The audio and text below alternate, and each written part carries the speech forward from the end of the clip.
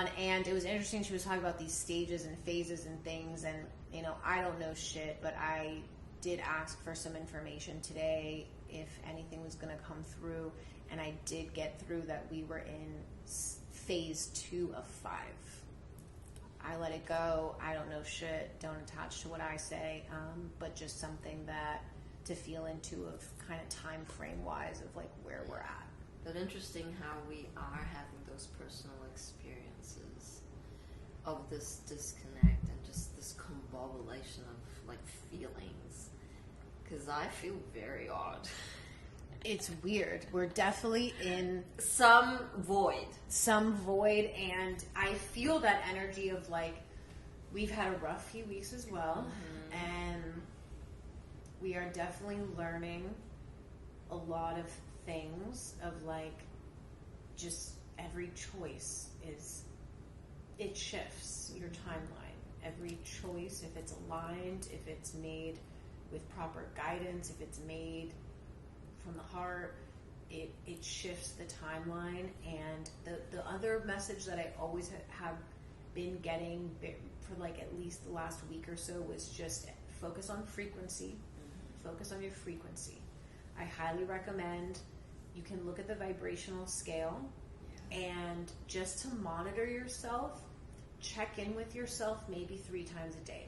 Morning, afternoon, and night. And this was something I was going to start doing with myself because this is what the angels were guiding me to, is look at the vibrational scale and like, you know, maybe 2 or 3 times a day, check in and see where you're at on the vibrational scale. It's a good practice. Get an average of what you're averaging per day.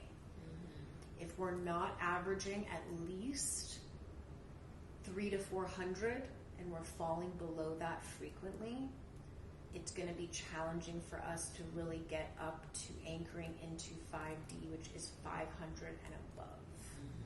So get creative. I mean, there's no session that we don't mention the sacral chakra. Solar plexus next, but sacral is divine creativity. And that is where it's like it's a shotgun approach to getting honed in the present moment. Like if you're learning a new skill, you're super focused. If I'm doing a rainbow ball and I have frustration, you got no thoughts other than like focusing on that one blob. So find something, even singing, you find a different frequency in your voice because you're actually accepting that you are a singer, your expression. It's like, I like that practice because the angels will guide you when, and you will catch yourself. The more in control you are in your day, the less you are in the present moment. So even asking the angels at any moment, what is highest next, is always, always highest.